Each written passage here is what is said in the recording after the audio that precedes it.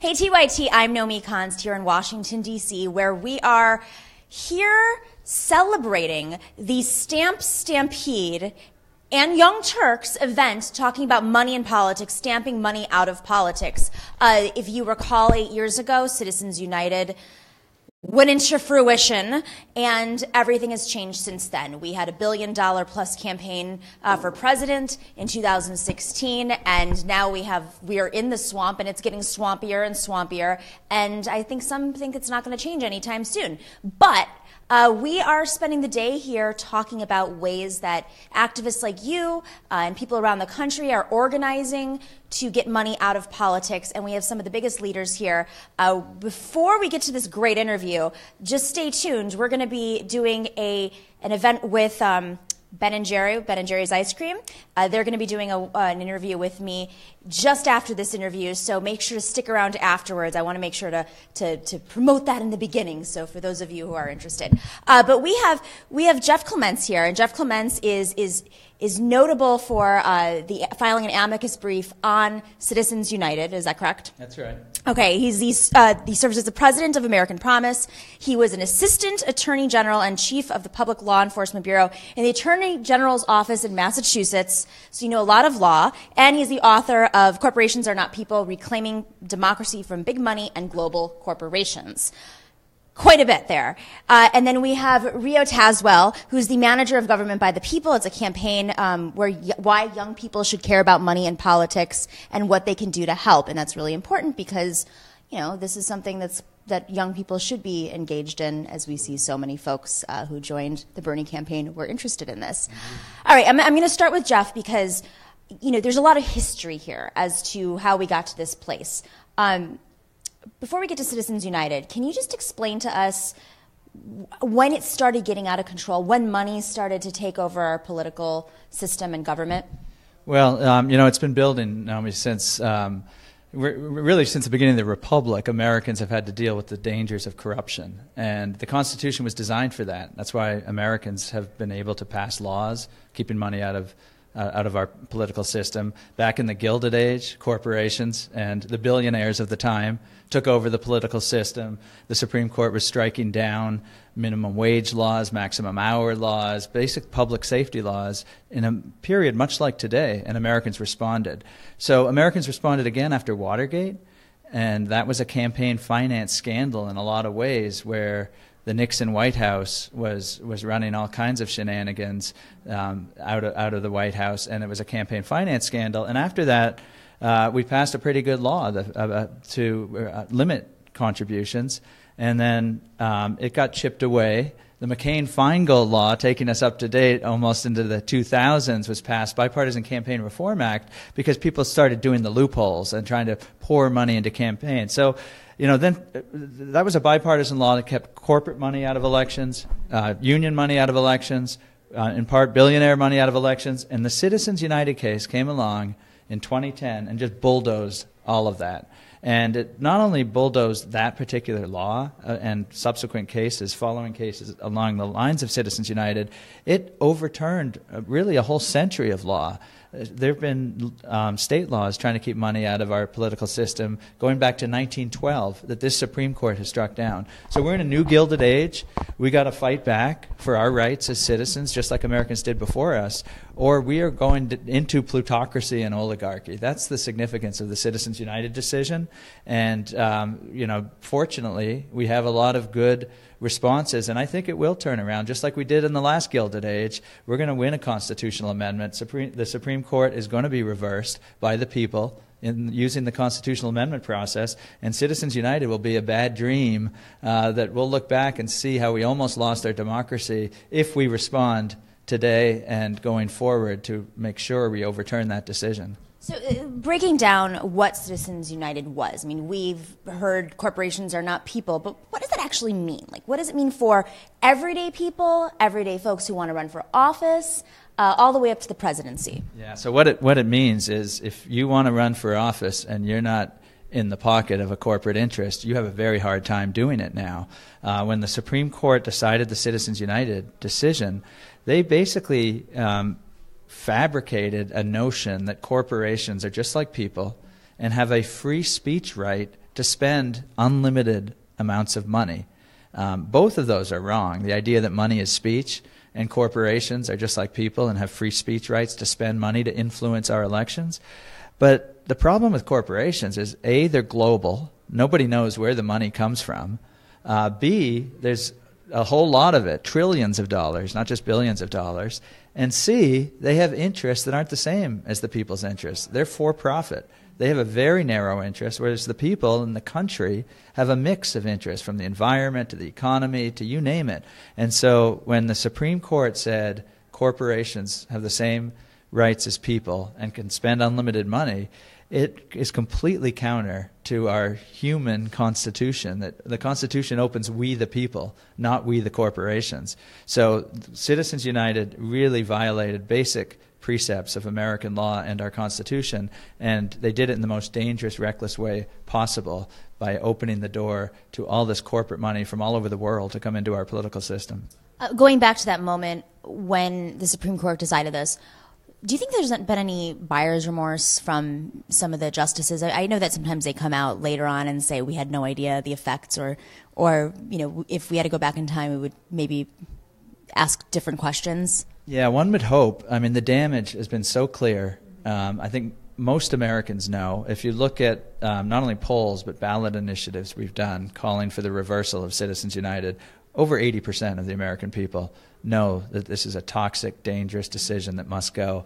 But the Supreme Court doesn't seem to be getting that message. It was a 5-4 decision. There are 4 justices, very strong, ready to reverse Citizens United today. Unfortunately, this is a corporate court. And Chief Justice Roberts and the majority of 5 justices has not only shown no indication of remorse, they've made it worse. They've decided cases that struck down federal laws, state laws, public funding of elections laws in Arizona. They are doubling down on Citizens United. Justice Gorsuch shows no indication that he's going to change that. That's why we need a constitutional amendment. The constitutional amendment process has always been how the people reversed disastrous decisions of the court. Remember, the Supreme Court said women have no right to vote. Constitutional amendment said that poll taxes are just fine, taxing people so that they actually couldn't vote if they didn't have the assets and the money, and it was used in a real racial way. Supreme Court said nothing wrong with that. Famously, the Supreme Court said the Dred Scott decision said slavery will always be with us and African Americans have no rights in this country.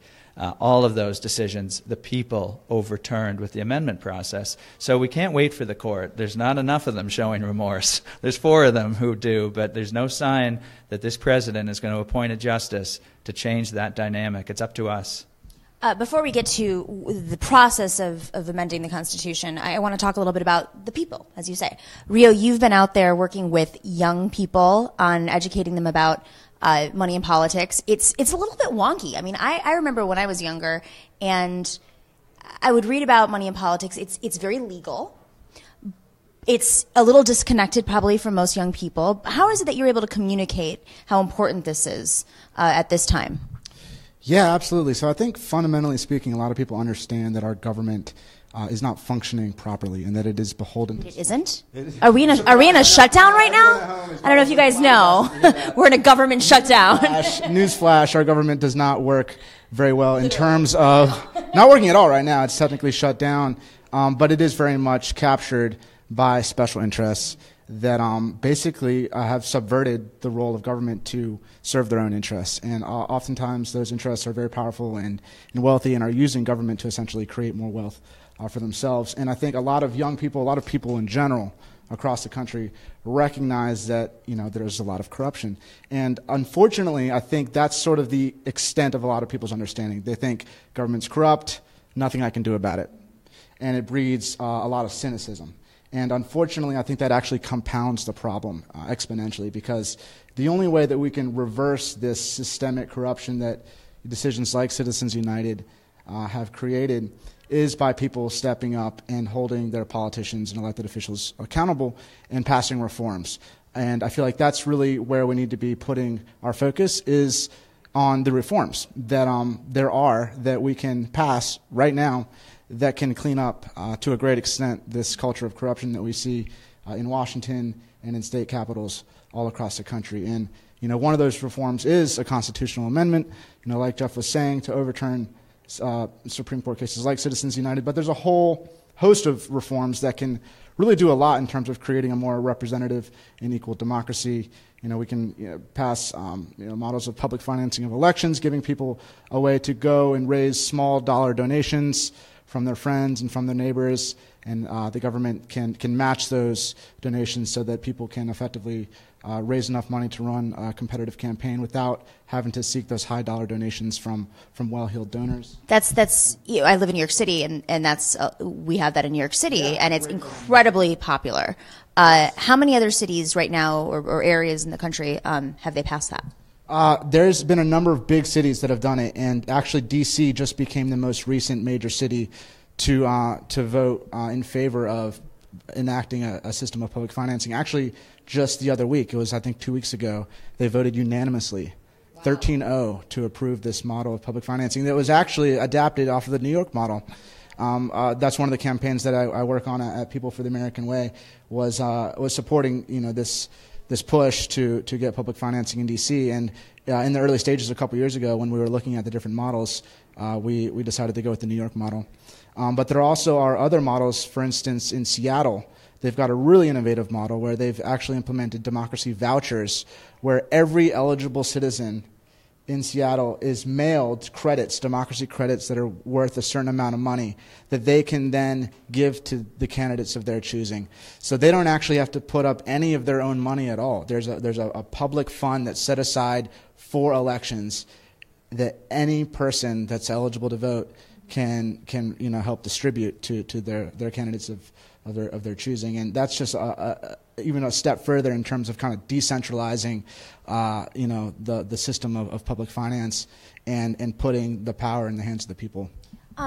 Going back to the youth for a second, because it was fascinating to see how many young people supported Bernie Sanders, even those who couldn't vote were out there, going to his rallies, and he was somebody who was able to raise quite a bit of money off of small dollar donations, the famous $27 line, not with the millionaires and billionaires, but the people.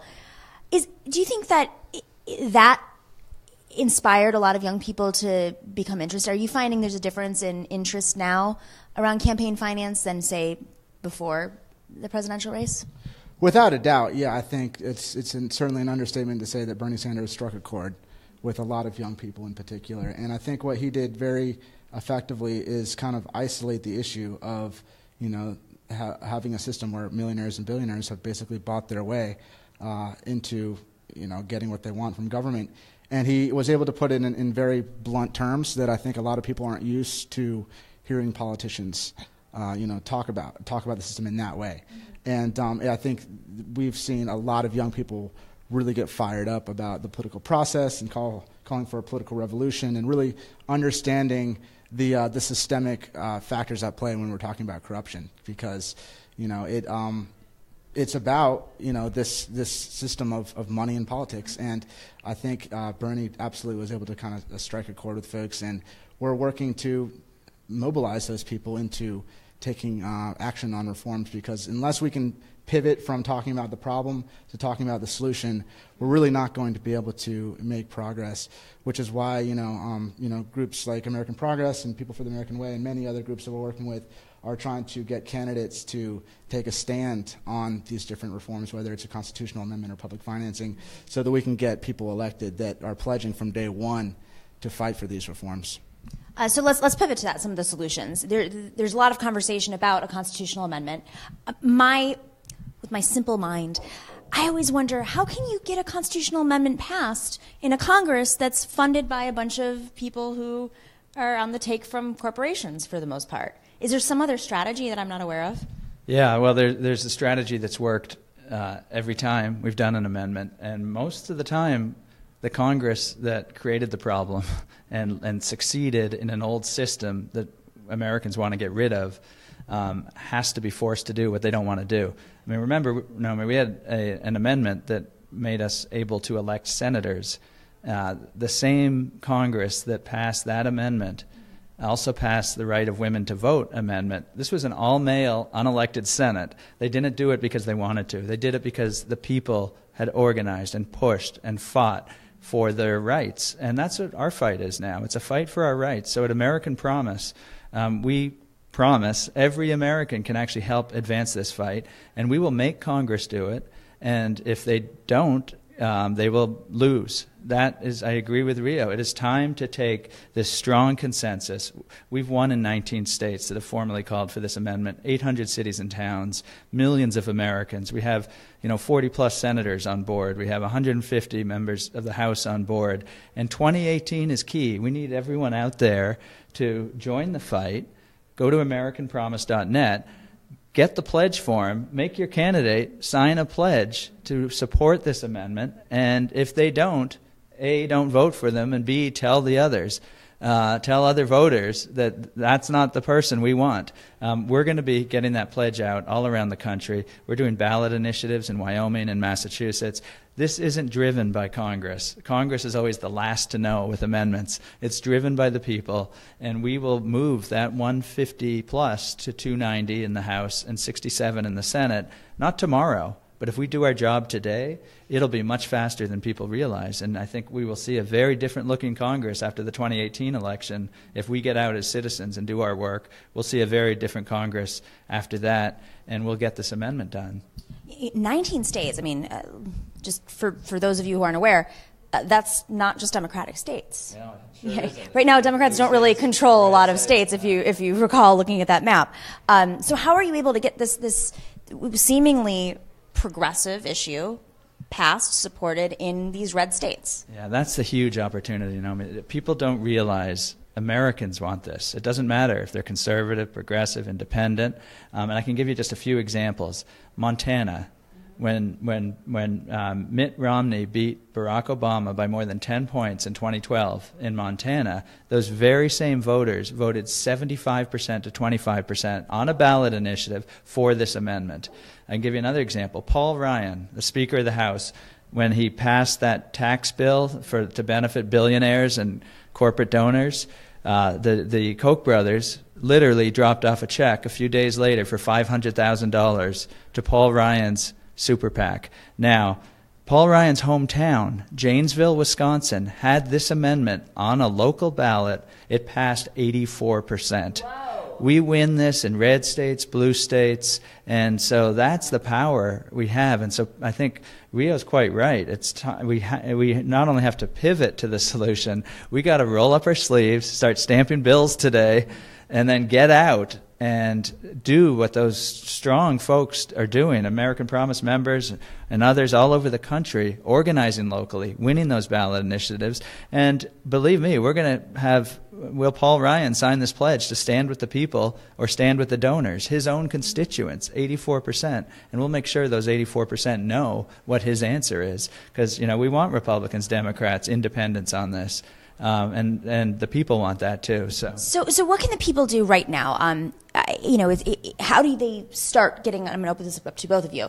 How do people in their communities start organizing on this? How do they introduce a ballot measure? What's the process? Because it seems like very jargony and a little complicated. Yeah, so I think I can take that because we have a couple of ballot initiatives. We just had 700 volunteers in Massachusetts who got 90,000 signatures in the space of 8 weeks to put on the ballot a nonpartisan citizen commission. The citizens are going to push this through there.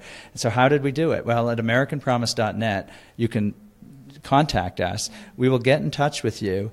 And wherever you live, we're forming local American Promise associations because people can do this best when they do it with their friends and neighbors in their communities. And we can do simple things like, stamp your money is very powerful and effective.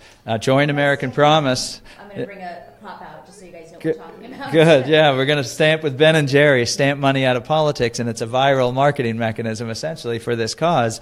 But we have the pledge you can download.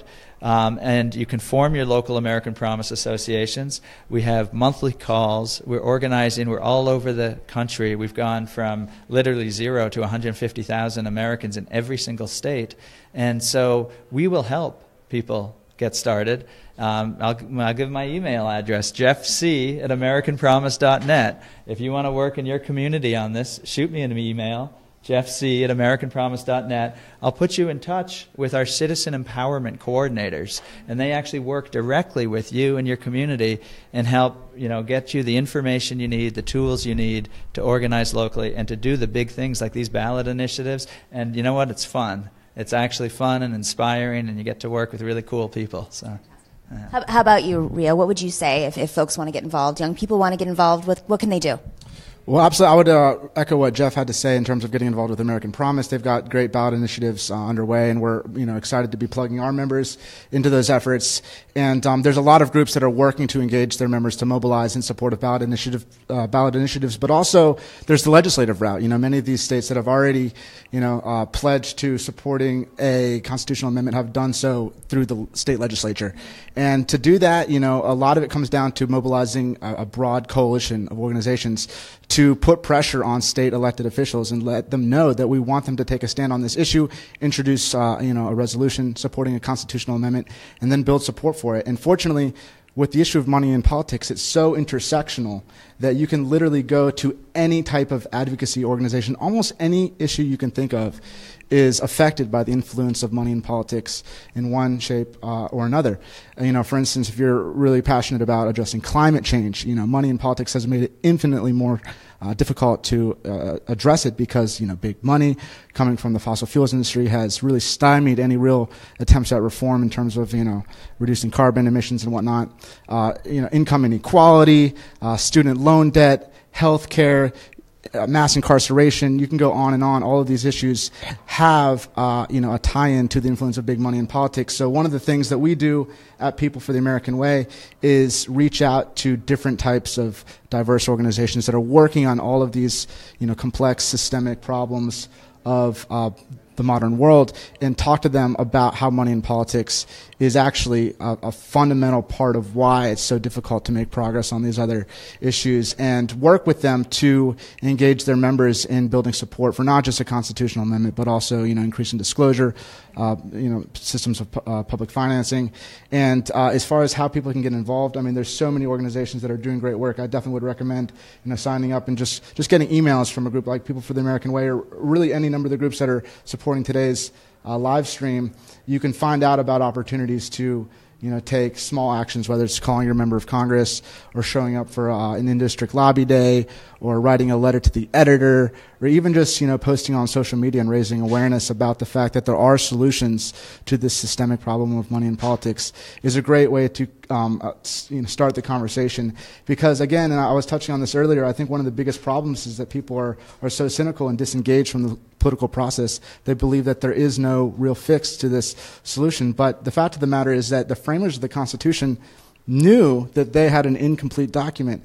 The whole idea of the Constitution was for it to be amended, and we haven't even had a constitutional amendment since we had the internet. The last constitutional amendment was in 1992, and that was an amendment that basically said that Congress can't give themselves a raise in the same, congressional, period. They had to wait a couple years before they could give themselves a raise, and that was in 1992. That's over 25 years ago, and now we're able to get the word out about information and opportunities to take action in ways that are just unprecedented, and we really are long overdue for an amendment. So just starting that conversation with your friends, with your neighbors, is a great way to kind of get the ball rolling. And it's interesting because tying into the internet, we're facing the reversal of net neutrality right now, and we're going to get ready to go soon, but I think that's very important because the roles of these multinational corporations on our politicians, there is a direct effect, and now we see net neutrality being reversed, and there's a direct correlation between those who support it, and meaning net neutrality, and those who are against it, and the role that those corporations have. So before we head to Ben and Jerry, I do want to just show this because we will be exercising the stamping with Ben and Jerry. It's kind of hard to see, but basically, you may have seen these before. I've definitely, for those of you who still use cash currency and not Bitcoin, I'm kidding. Which is also, I guess you could stamp a Bitcoin too. There's a stamp that will show up on a dollar bill, and it'll say not to be used for bribing politicians. And these are the stamps. And this is the Stamp Stampede. I don't want to ruin this one, but here's a little dollar bill with the Stamp Stampede, and there's one here too. So be on the lookout. Look at your dollars very closely, and if you get involved, you can do this too. You can sit at home and just, stamp. It's like therapy. It's just it's a form of meditation. If you have like all those dollars just stacked up. Thank you guys so much. Rio, Jeff, a pleasure. We'll share more information about the organizations, and we're going to go to Ben and Jerry right now. So stay tuned. Stick around for like 2 seconds while we move the set around a little bit. I'm Nomiki Konst. Thanks, guys. Thank you. I appreciate it. Yeah, sure. Let me unmute you guys. Out of the way. Not yet.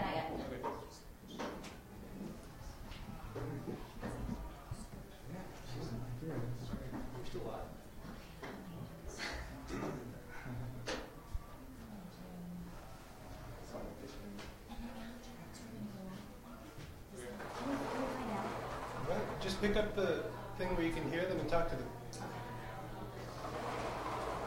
you have to sit kind of close because it doesn't go too far. Am I going to sit? Can I sit? No, I think you should stand. Yeah, you can stand. Stand? Okay.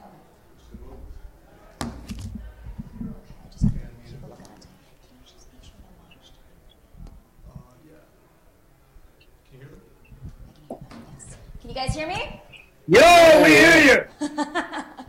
Wait, can I just Ben and Jerry, right? Yeah, man. The founders of Ben and Jerry. Nikki, you gotta hold the mic too. Hey guys, I'm here. We just shifted our set around a little bit with the one and the only Ben and Jerry, who are in Vermont, correct? You're in Vermont right now? You're at Jerry's house, okay. Yeah. So we're going to have a great conversation about money and politics. But, Ben and Jerry, I'm going to grab one of the famous Ben and Jerry. And how did you guys ever get involved in this pursuit of getting money out of politics? Where did this all start? Well, when you Hello, fellow stampers! Stamps are right here. Brothers, Stamps. today we are making Stampede history. There are stampers from California to Chicago to Florida to Vermont. 28 house parties. Wow. 18,000 stampers. This is a global, well, it's not global, but it's a national phenomenon. Wait, you gotta show it slowly because we can't see. The technology is. What? Show us a dollar. Show us a dollar. Flip my money slowly. Show us all the money we're we're getting. Shirt. Whoa, yeah. How come you're not wearing a shirt like that? No one sent me one. You look like a referee. That's technically what I am right now. I'm the referee in this game. So Ben, back to the question. How did you get into stamping? Facing the country, healthcare, education, climate. It all comes down to money and politics. I mean, big pharma. Big ag? I mean, the reason why things are so screwed up is because big corporations and the ultra-wealthy are bribing our politicians with gobs of money to do what they want that works in their own narrow self-interest at the expense of everybody else. And so if we want to get our country back, the only way to do it is to get money out of politics.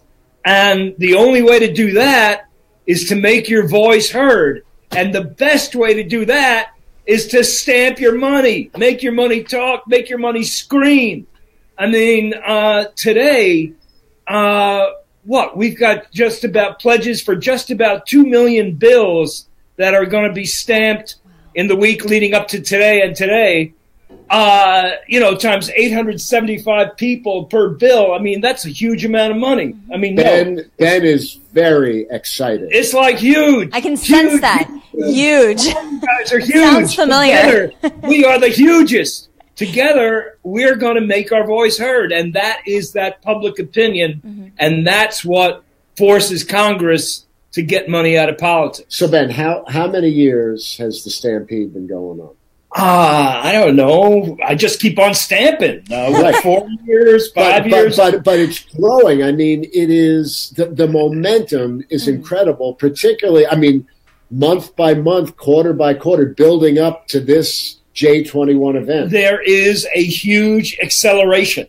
I mean, we put out the call to pledge to stamp money, and we said, I pledged. I pledged. We said, you actually did. He got you to do it? To stamp 1 million bills. And in 48 hours, that was surpassed. I mean, there is a hunger for this, to get money out of politics, and it's so nice to all be together, stamping together, because, usually stamping is kind of a solitary activity. It's not a big group thing, but today we've got the big group things, and those groups that are smart have some good stuff to eat while they're doing it. So, and it's building a community.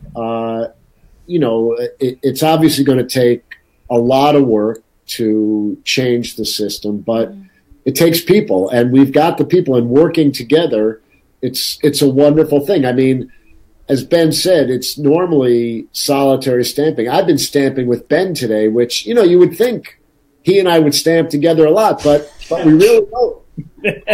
And it's fun. It's nice. It's nice to Can be you get the cows to stamp that are in between? No. So this is such a fascinating strategy to raise awareness around money in politics. It's literally in your face. But, you guys are... You run a corporation. How can you be so thoughtful? Why do you care so much about the everyday people when you run a corporation? Does that affect you at all? Does that change your perspective? Well, that's what's always stood out about Ben & Jerry's, is that we've used our power as a corporation, not in our own narrow self-interest, but in the interest of the community as a whole. But it's also what is best for the country. It's what makes the country great. It's not great to have our representatives, to have our government representing only the interests of corporations and the ultra wealthy. It's in all of our best interests to have our government represent the people and the interests of the people. You're from Vermont, and of course Senator Bernie Sanders is from Vermont, and I remember being out there on the campaign trail, seeing you guys hand out ice cream to everybody. Do you think that this moment is different post 2016, and not just post Citizens United, but post 2016, when we saw $1 billion lit on fire and Donald Trump delivered on a, unfortunately, into the swamp? Yeah, I think that's a lot of what Bernie's popularity is that he was and is not for sale. He wasn't taking corporate donations. His campaign was fueled by lots and lots of small donations, and that's a lot of what people responded to. I mean, the idea that Bernie is not for sale, that our politicians are not for sale, that they're not answering to corporations and wealthy people, they're answering to regular, everyday people. And I think since the election, since Trump got elected, there's so much energy. There's so much demand. That doesn't express it enough. There's so much passion to turn the country around, and certainly, just about the best way to do that is to get money out of politics. And it's beautiful to see so many people that have stood up and started running for political office on the local level and on the state level, and some on the congressional level as well. But people that are passionate about reclaiming our democracy, and we need to take advantage of this Trump moment to harness the energy to turn it around. Well, and the stamping is fun. I mean, first of all, as we always like to say, it's only slightly subversive. It's 100% legal. And what I love about it is whenever I stamp my money and pay for something and I hand the money over to somebody else, they smile. They love it. I was a little hesitant in the beginning about how people were going to react. I mean, what's somebody going to say when you hand them a bill that's stamped with "get money out of politics" or something like that? And everybody smiles. I have never had anybody say to me, "What the heck is this?" Have you given any dollar bills to Paul Ryan or any Republican congressman that may not have the best reaction? Paul and us don't really travel in the same circles. But what, Ben, you gave one to former President Obama, right? I did give one. How did he react? That's correct. He said, "Hey, you better watch out. The Secret Service are around here. They might take you in." You know, the Secret Service was initially there to regulate currency, so that's actually it's very good, but, accurate. Ben and I have become very good friends with our local bank tellers. We're always down there getting cash. Ben and I were always looking for ones and fives. We're mostly stamping our smaller denomination bills because we find we can spend those faster and they really travel in circulation. And we're looking to get more bills out. Do you have a sense of how many bills have been stamped over the years? Whoa. Okay. I can tell you personally, I think I've probably stamped around 50,000 bills over the years. Wow. Ben is what's known as the head stamper. And if you ever get an email from Ben, his signature is to Kitkos. The key is to keep on stamping. Okay, so let's talk about 2018 and the stamp stampede and what the future of politics looks like. You mentioned that in the face of Trump, so many people are rising up and saying that they want to run for office. How many people do you think are going to take this pledge not to accept, corporate money and to get money out of politics and to support local initiatives and national initiatives to get money out of politics? Do you have a sense right now? What I think it really depends on is people, voters, being willing to say, we're not going to vote for people unless they take this pledge. So I don't think you're going to get candidates who are going to take the lead on this, by and large. I mean, certainly there'll be some, but politicians in general are going to respond to the will of the people. And if enough people are going to tell candidates, look, we need you to take this pledge, we need you to say you're not going to take corporate money, then it'll happen. If people don't stand up and say, we're not going to accept this, then it's not going to change. And there's some people that are running for office that are passionate and committed to this particular issue. I just donated some money today to Derek Chessman, who wrote a book about money in politics, and he's running for office now in California. That's great. What are some of the states that you think are leading the effort, doing the best? In terms of stamping money out of politics? Stamping money out of politics, fighting money in politics. Where can we pay attention and learn from? Well, I think as Jeff was mentioning, there's 19 states now that have passed resolutions or ballot initiatives calling for this constitutional amendment. And there's currently some great activity going on in Massachusetts.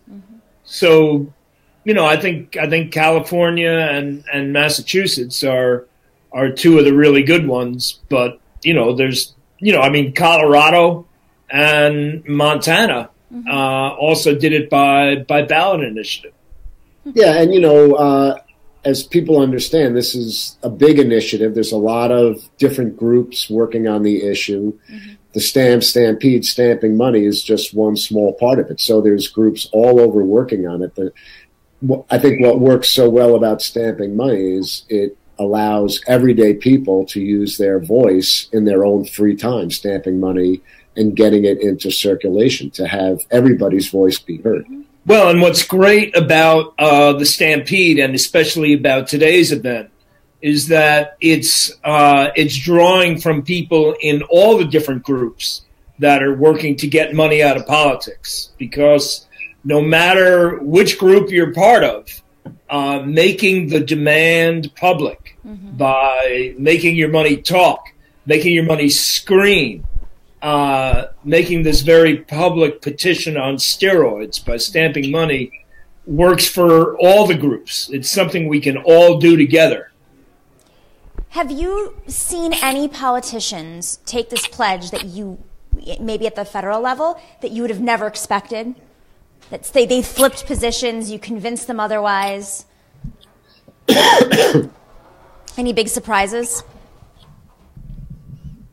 At the federal level, I don't know. There was Bernie, and I don't know if I don't know who else has taken that pledge. So we've got some work to do. I mean, we've got to take these petitions and show the elected officials at the federal level that, like, people are paying attention now. This isn't something that, you know, it's an open secret and they've been operating this way. But now, you know, people are woke and they're out there and they're engaging. And this is why these petitions matter, is you have to take them to these elected officials to change their pledge. Because, I think it's tough for politicians who are doing business as usual for them to take the lead on this.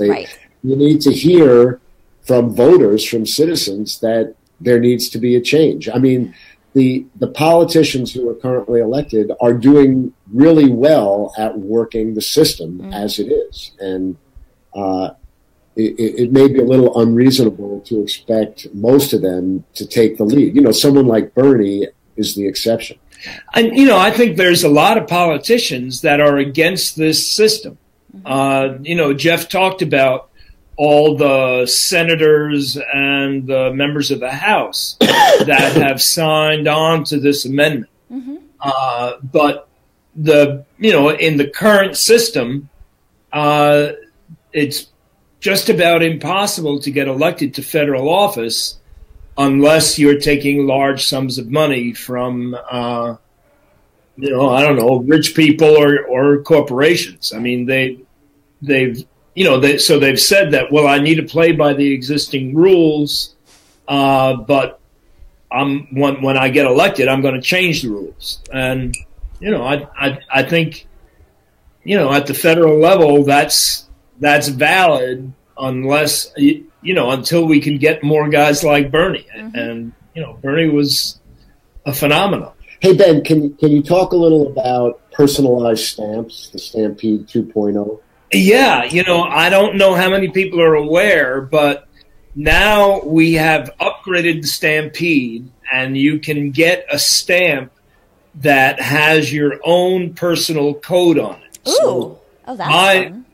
So my code is Ben1. So I have a stamp that says "Stamp money out of politics," and then at the other side it says, "If you find this, let me know. stmpr.me/Ben1."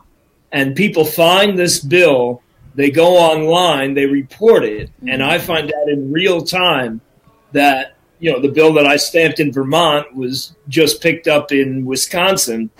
And, you know, it's a really good feeling. It's more than just a good feeling. Well, it is so motivated. So Ben is Ben1, BEN1. I am STMP. If you see the STMP code, that's Jerry. That's Jerry. Yeah, not Jerry. Not only is it so motivating just on its own, but you automatically get that added to your tally on the leaderboard, and then you compete with your fellow stampers to see who can get the most stamped bills reported. And I have recently surpassed Jerry on the leaderboard.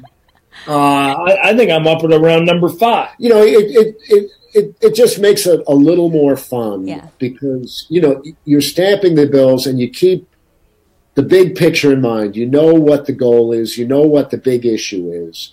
But while you're doing it, why not try to pass Ben on the leaderboard? So there you have it, guys. Go on there, stamp away, and try to beat Ben. That's the task this week. Do we have any questions from the audience? Can we see on the live stream? They're going to get. We have the live audience too. So for those of you watching at home or wherever you are, we have an audience outside that we're going to go to in a minute. But we're going to try to get some questions from them for Ben and Jerry. But if there's anything on the live stream while we're waiting that's coming in. Oh my gosh! Look who it is. Wait, hang on a second. We have some special guests here. Come on in, Shannon. You guys know that organization, Our Revolution, right? Right. Our Revolution that came out of the Bernie Sanders campaign. Hey, Shannon. This is Shannon Jackson. He's the executive director. Hey, Jerry. Yo, what's going on? Good to see you, man. I don't know how we're going to do this, but I'm going to tell you what they're saying. Or I can give you my headphones, because I'm hearing through headphones. So what question do you have for Ben and Jerry? Well, I just wanted to say thank you so much for this event. We've had a great time supporting it and stamping nearly 2 million bills. I'm really excited. My question is, and what I was talking with a lot of people out here at this event in D.C., is how can we translate this into results in the 2018 elections? Okay, so you heard that, and they're going to answer, how can we translate this into the 2018 elections? What we're going to see is that more of these candidates are going to have to come out and say, I am against money in politics, and I'm going to work to get money out of politics. It was interesting in the last presidential election. The Stampede worked on getting it into the presidential debate, and of course Bernie did. And so many of them started saying that, I want to get money out of politics. I think we need to get candidates to understand that this is a central issue, that it's not just an affiliated issue to everything else, but it underlies everything else. And once that is understood, not just by candidates, but people around the country, then it will start to change. Got another question? What do you got, Nomi? You got any questions? I've been asking questions the whole time. But you're out there with the people. What are people asking out there? I had was they're debating out there, is the best way to fix this, to get today's the 8th anniversary of Citizens United. How many more years do we have until we can actually call this a mistake of the past? And is the best path forward taking it to the Supreme Court or getting it before the courts, or should we be pushing our congressmen and women and our senators and even our governors to take legislative action?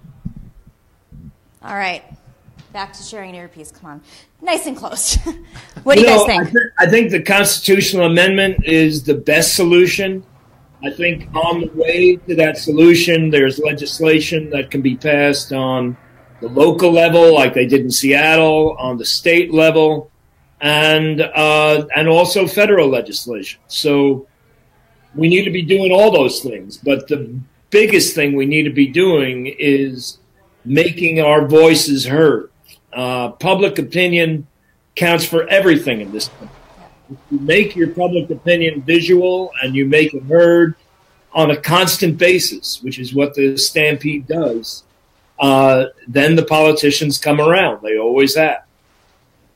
Very cool. Well, we have someone here. What's going on? What? Hi, come on over. Yeah. Where did you come from? It's Cleanup Carl! Everywhere. I'm here with Cleanup Carl. Come on, Cleanup Carl. Cleanup Carl wears a hazmat suit because big money, is toxic for our democracy. And he's traveling the country, calling out the collusion between big money donors, corporations, and dirty politicians on the top, exposing and totally embarrassing them so we can rally around solutions and fight for our democracy. And he's here stamping today. Actually, Carl right now is covered in dollar bills because he's been stamping all day long. So he is out there. We're going to go see him in a second. We're literally in the swamp. We're like in the worst area. You have to wear a hazmat suit. This is the only safe way to be in the swamp. This is what you got to do. That's the state that our democracy is in, and that's why we're stamping today. We're going crazy stamping.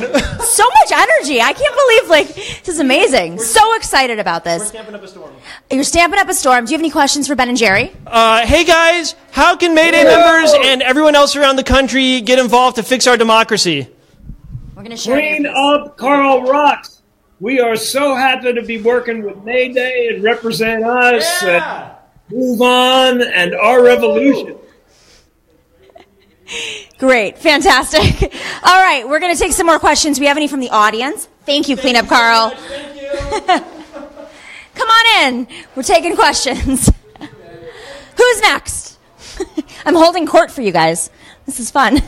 All right. Hey, what's your name? I'm James Earl. James, what do you do? I used to actually work for Stamp Stampede. Before that, I worked for Represent Us. I'm passionate about this issue, about this movement, and it's been wonderful seeing the grassroots really get activated and the support for this issue really building across the country.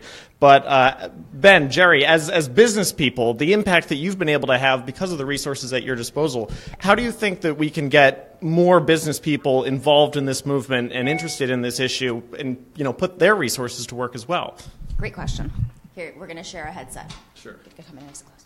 Well, I think a big thing that everybody can do as customers is to go to the businesses and tell them you want them to take a stand on it.